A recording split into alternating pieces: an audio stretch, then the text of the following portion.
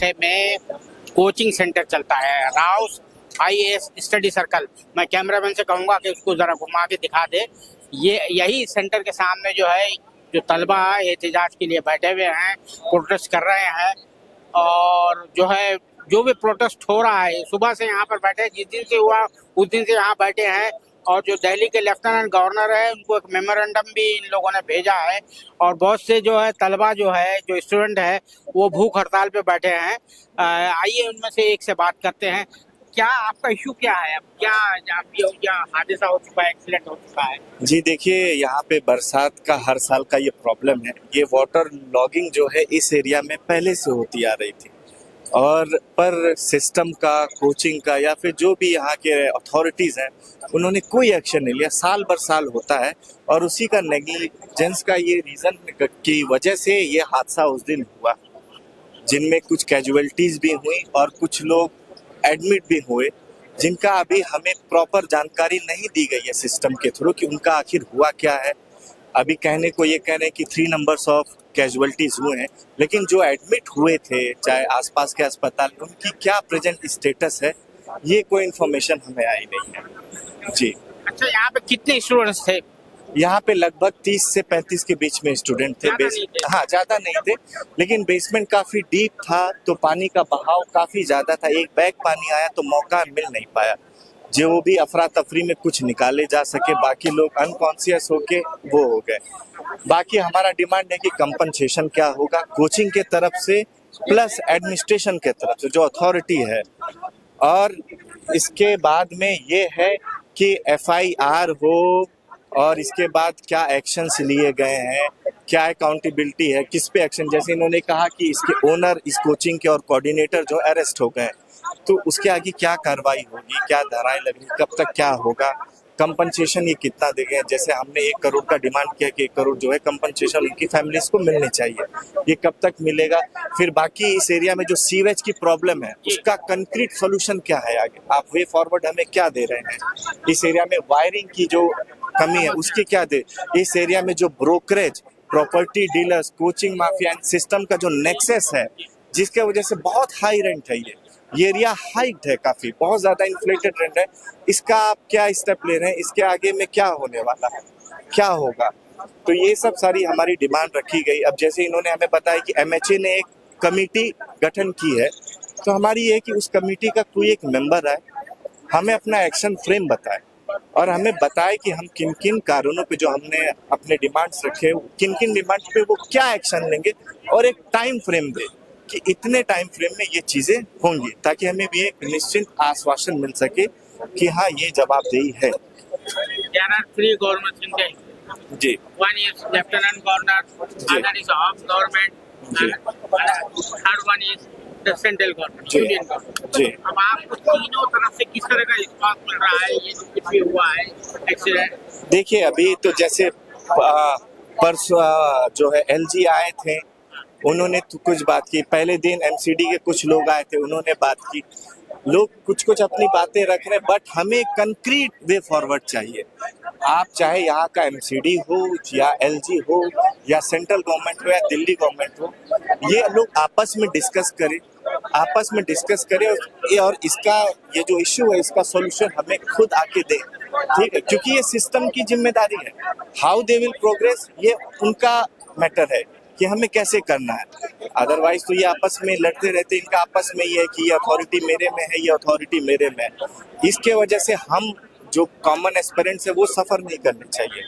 तो ये चाहे सेंट्रल गवर्नमेंट हो, चाहे दिल्ली हो, चाहे एमसीडी गवर्नमेंट हो, या फिर चाहे आपकी एलजी हो, ये लोग आपस में डिस्कस करें, आपस में कोऑर्डिनेट करें, और हमें एक प्रॉपर प्लान दे, हमें एक वे ऑफ एक्शन दे कि ये चीज़ें ऐसे ऐसे, एक टाइम फ्रेम दे।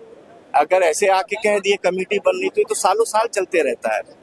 वैसे में कोई फिर कंक्रीट होगा नहीं, अगले साल फिर बारिश होगी, फिर सेम चीज कंटिन्यू होगा, तो आखिर कब तक चलेगा। ये आपको जो एजुकेशन चल रहा है, जी। कब से बैठे हैं आप? जिस दिन से हुआ? हाँ, जिस दिन से हुआ है उसके रात से फिर हम लोगों ने कंटिन्यू किया है। ठीक, अब जैसे हमें मिला है कि मिनिस्ट्री ऑफ होम अफेयर्स ने कमेटी गठित की है, तो हम चाहते कि उसका कोई एक मेंबर आए, हमें डिटेल्स दे, बताए कि चीज़ें आगे कैसे बढ़ेंगी, वो हमें एक टाइमलाइन दे, एक अकाउंटेबिलिटी दे। दिल्ली के राजेंद्र नगर इलाके में सिविल सर्विसेज के कोचिंग सेंटर में जो हादसा पेश आया था, जिसमें 3 स्टूडेंट्स की जान चली गई थी, उस हवाले से हमारे साथ बात करने के लिए इसी इलाके के एक नौजवान है, उस पर ये रोशनी डालेंगे कि ये यहाँ पर ये वाक़या किस तरह से पेश आया। क्या नाम है आपका? मेरा नाम ललित है। मैं दिल्ली के रहने वाला निवासी हूँ। मुझे ये चीज़ बताई जाए दिल्ली के मुख्यमंत्री से, ये दिल्ली राजधानी है, जो चोरों की राजधानी है। आपने जो बच्चे हमारे शहीद हुए हैं बताते हो, शहीद नहीं हुए, वो दिल्ली सरकार की सबसे बड़ी गलती है। सबसे पहले दुर्गेश पाठक की गलती है। आगे पाटिल कौन है यहाँ के?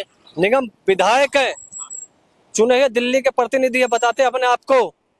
तो ये बताया जाए तो दुर्गेश पाठक और निगम पार्षद राठी चावला, जो बेसमेंट बना है वो आपके निगाह में नहीं है। पानी कैसे आ गया? जब 5 साल तक सीवर नहीं साफ हुआ तो सीवर में गाद कैसे आई? आपको पता नहीं है? बच्चे में राजधानी में हर बच्चा आता पढ़ने, तो कैसे बच्चों के शहीद बताते हो आप? तो आप चोर हो, आप बच्चा आपने मरवाए। मैं खुलम कह रहा हूँ, जब अलाउ नहीं है तो बच्चे कैसे मर गए? उनके माँ बाप तो राजधानी है दिल्ली की, तो कैसे मर गए? आपने बोला बच्चे का हम जांच कर रहे, जहाँ तो बच्चे कितने फंसे? आपको 50 बच्चे, 5 से 7 बच्चे शहीद हुए हैं, आप 3 बच्चे क्यों दिखा रहे हो? सब बच्चों को दिखाओ। जो मंत्री की औलाद थी तो वो दिखा दे, जो गरीब के बच्चे नहीं दिखाओ, दिखाए गए। तो बताओ मुझको, राठी चावला निगम पार्षद बताए जाए तो मानने। इसमें सबसे पहले संजय सिंह खुद राज्यसभा मेंबर है, बोला है खुद। राठी चावला मेयर बोली है, इसमें कुछ दिल्ली सरकार की नहीं बोली। तो आरोप लगा रहे जा रहे हैं, इसमें क्यों लगाए जा रहे हैं आरोप? खुल के आओ सामने। जिसका बच्चा था वो दिल से रोता है, और जो गरीब का बच्चे कोई नहीं। एक अभी हमने देखा था यूट्यूबर के साथ, एक बस में ड्राइवर कुत्ते को बैठा है, उसकी एफआईआर हो जाती है कुत्ते की। तो दिल्ली के बच्चे दुर्गेश पाठक पे एफआईआर होनी चाहिए, सबसे दुर्गेश पाठक पे एफआईआर होनी चाहिए। दूसरा मामला, दिल्ली सरकार में मार्शल लगाए गए थे, उनका क्यों नहीं बताए जाते? कहते ये मामला गोलमोल। क्यों होगा गोलमोल? आपने बच्चे पढ़ाती है माँ, कोख से जन्म देती है 18 साल, तो आपने 10 साल में बच्चा बूढ़ा कर दिया, ना घर का छोटा ना गाज का छोटा। दूसरा मामला, एमसीडी के कर्मचारी नाली साफ करते, सीवर साफ कर हटा दिया। 3000 आंगनबाड़ी वाली महिला, आशा वर्कर, कितने दिल्ली वर्कर कर दिए? ये बताओ मुझको दुर्गेश पाठक। संजय सिंह बताओ, संजीव झा लाल कुर्ता होता है उसका, कहता मैं दिल्ली का बेटा हूँ। तू तो खुद पढ़ने आया था स्टूडेंट बनने 2010 में, आज विधायक बन गया। बताओ कैसे बन गया? मीडिया वाले लोग कहते दवा, ये खुद मीडिया वाले बिक जाते, सब वर्कर। ओके, बिको मत, सच्चाई कहो। आपने केजरीवाल को बनाया सीएम, ये चोर है, खुद जेल में गया। क्यों गया जेल में? कहता जब ये सीएम है, इसमें पद क्यों नहीं है? कहता मुझे कोई पद नहीं है, तो इस्तीफा दे दे। तो ये वहाँ इस तरह का वाक़या जो पेश आया कोचिंग सेंटर में, उसके बारे में क्या क्या जानते हैं? ये जानता हूँ, सीवर है, सीवर में गैस बनी, बेसमेंट में पानी गया, करंट आया, तो एमसीडी की परमिशन किसने दी थी? ये बताओ। एमसीडी किसके अंडर है? एमसीडी किसके अंडर है आप बताओ भाई साहब मुझे, मीडिया वालों। तो एमसीडी के अंडर आती है एमसीडी। तो आपने सीवर फट गया तो क्या 3 घंटे बाद आपको रात में 11 बजे आई है दुर्गेश पाठक को? करंट 7 बजे का रात को आती है, 11 बजे का। आपके एक विधानसभा में आपके वोटर नहीं थे बताने वाले है? बच्चे जिसकी माँ ने जन्म दिया उसके दिल से पूछो। 18 साल कैसे सिविल डिफेंस के 1200 लोग बर्बाद कर दिया इसने। कहता है एलजी को तो प्रस्ताव तो दो। आपको लेटर सर्कुलेट होता हुआ मिलेगा। यहाँ के कई बच्चों ने ना, यहाँ के बच्चे बहुत जागरूक हैं, उन्होंने एमसीडी से लेकर सबको ना ग्रीवेंस ऑलरेडी सबमिट किया है, एप्लीकेशंस लिखे हैं।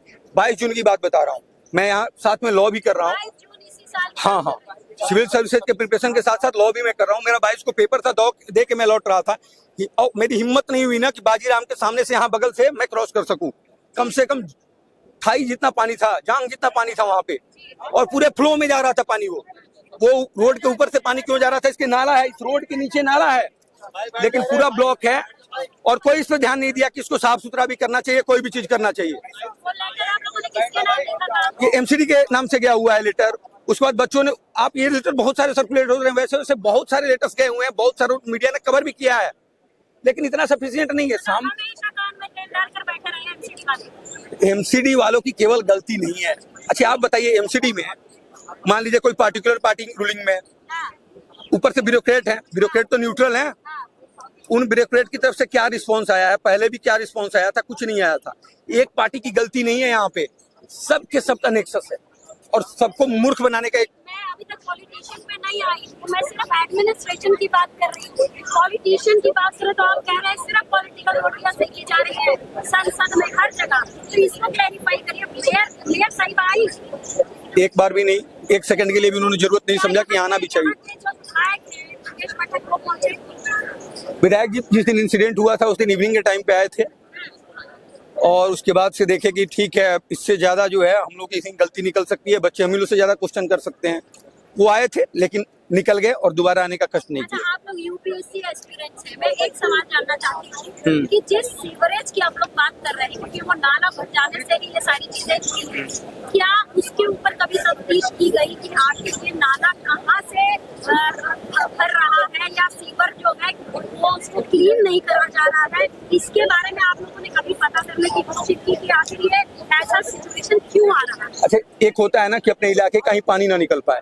यहाँ पे हम लोगों के साथ प्रॉब्लम क्या है वारेन का, वहाँ पे शंकर रोड है, शंकर रोड के ऊपर न्यू राजेंद्र नगर है, हाई फाई कॉलोनी है, वहाँ का भी सारा पानी इसी रास्ते से होकर गुजरता है। यहाँ का भी पानी और फिर ये जाते हैं सारे के सारे करोल बाग साइड में, डाउन है। ये रायसेना हिल का सारा पार्ट है, ऊपर में ऊंचा है, सारा का सारा पानी इधर ही निकल के आता है। अभी कुछ दिन पहले पटेल नगर पे जो बच्चा मरा लॉगिंग के चलते इलेक्ट्रोक्शन से जो मरा बिजली के झटके लगने से, वो भी क्या था, परिणाम इसी चीज का था। उसके बाद 22 जून को जब हुआ यहाँ, उस दिन भी बच्चों ने कंप्लेन किया है कि बहुत ज्यादा वाटर लॉगिंग, जहाँ पे हम बैठे हुए हैं ना, यहाँ खड़ा तक नहीं हो सकती थी, यहाँ इतना पानी यहाँ भी लगा हुआ था घुटने से ज्यादा, और यहाँ पे जाते जाते तो वो और भी लेवल बढ़ जाता था। हाँ बिल्कुल, और यहाँ केवल यही कोचिंग है, देखिए सारी की सारी बड़ी बड़ी कोचिंगों का नाम है, सारे बड़ी कोचिंगों का नाम है। और आप बोल रही थी कि ठीक है पॉलिटिशियंस का तो है ही, हम ब्यूरोक्रेट पे बोल रहे हैं। ब्यूरोक्रेट यहीं से मैक्सिमम ब्यूरोक्रेट जो है दिल्ली में पोस्टेड या ऑल इंडिया में पोस्टेड, यहाँ के बारे में जान रहे हैं सारी चीजें। हम लोग की तरफ जब स्टूडेंट होते हैं, एस्पायरेंट होते हैं, तो यहाँ प्रॉब्लम फेस करते हैं तो बहुत दर्द होता है, लेकिन जैसे सिस्टम में जाते हैं ना, उसके बाद से उनको लगता है कि यार पर्सनल बेनिफिट तो इसी में है कि ये चीजें कंटिन्यूएंस में रहें। यहाँ पे रूम का किराया जो है 15,000 मिनिमम है, सिंगल रूम का किराया 20,000 है। आपका नाम क्या है? कुछ चतुर्वेदी नाम है मेरा। चतुर्वेदी जी, ये बताइए कि ये जितने ब्यूरोक्रेट्स आज जाकर जो ऊपर बैठे हुए हैं, जो नियम कानून पॉलिसी सब कुछ बनाते हैं, उनको एक जवाब नहीं है, क्योंकि वो भी तो यहीं से पहुंचे हैं वहाँ पर। ये स्थिति तो उन लोगों ने भी देखी होगी।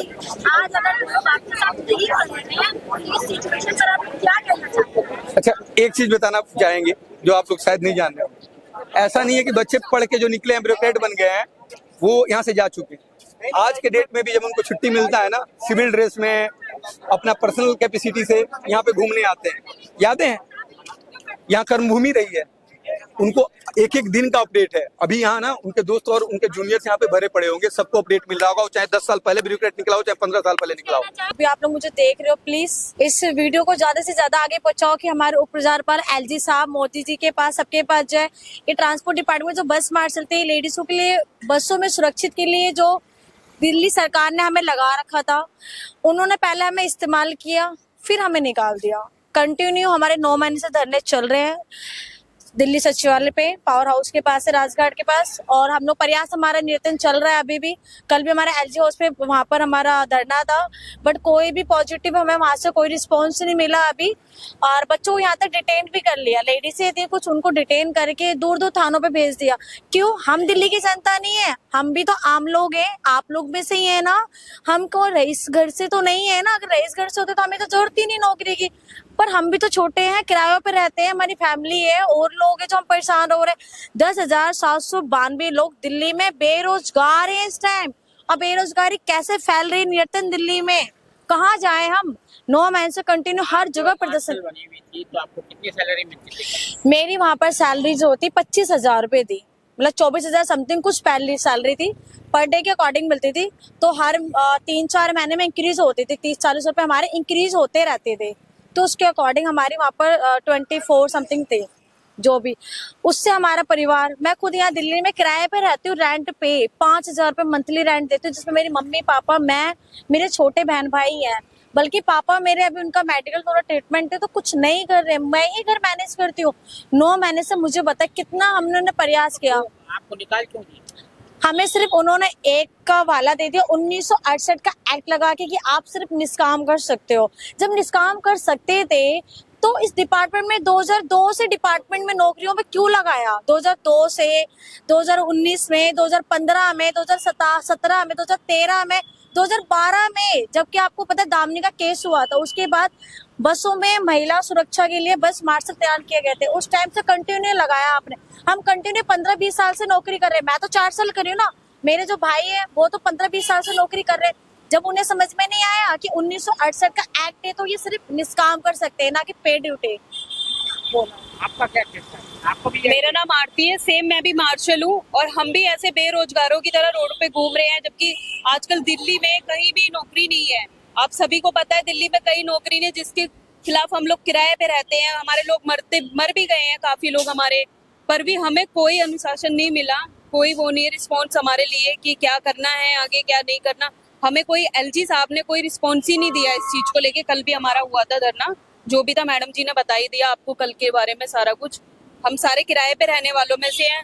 मेरे तो इनफैक्ट खुद पापा भी नहीं है, मैं खुद ही अपनी फैमिली को चला रही हूँ। उसके बावजूद भी कहीं नौकरी नहीं मिल रही है हमें।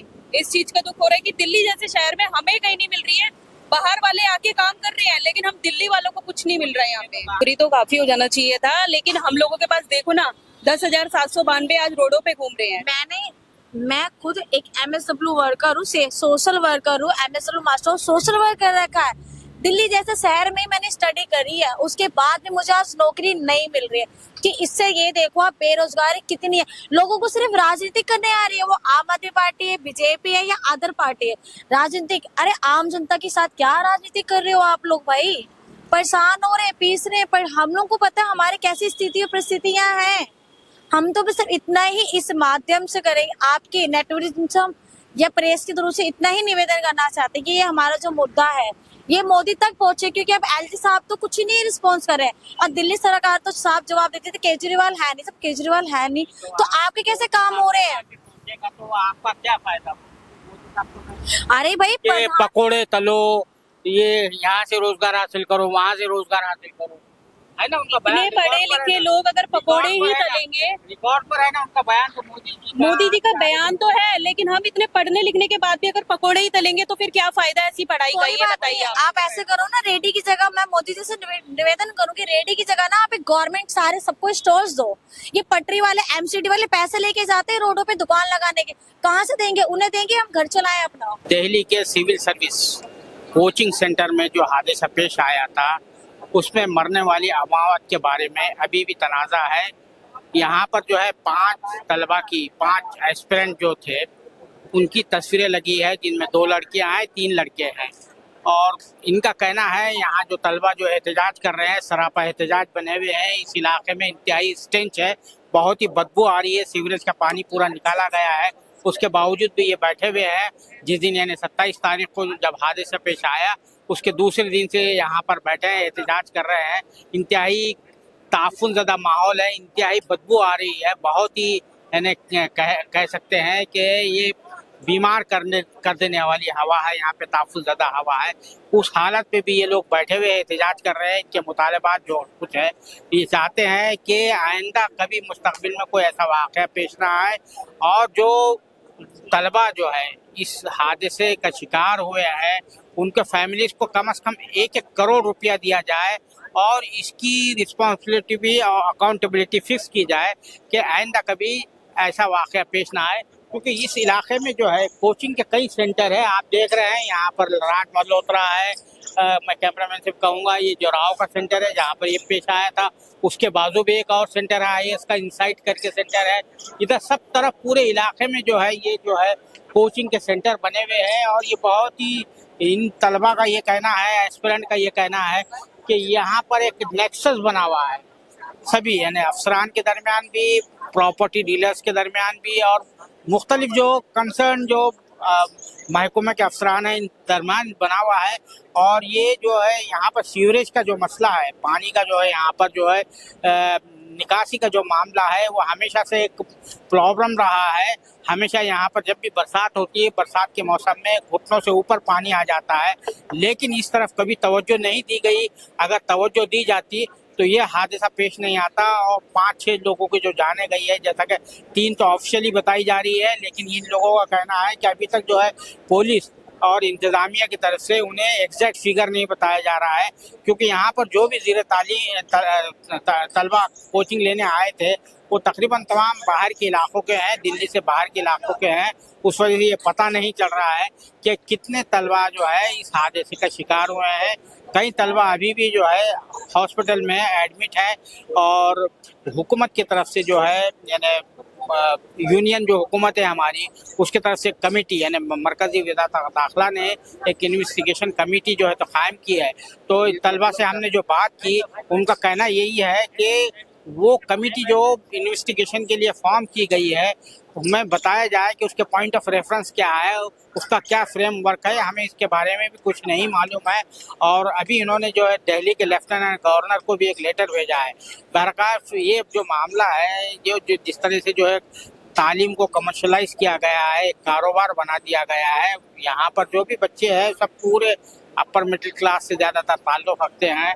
और ज़ाहिर बात है बड़े बड़े जो है कोचिंग सेंटर में कोचिंग हासिल करना कोई आसान काम नहीं है। उसकी लाखों की फ़ीस होती है, फिर रिहाइश ताम वगैरह दीगर जो अखराजात है वो अलग होते हैं।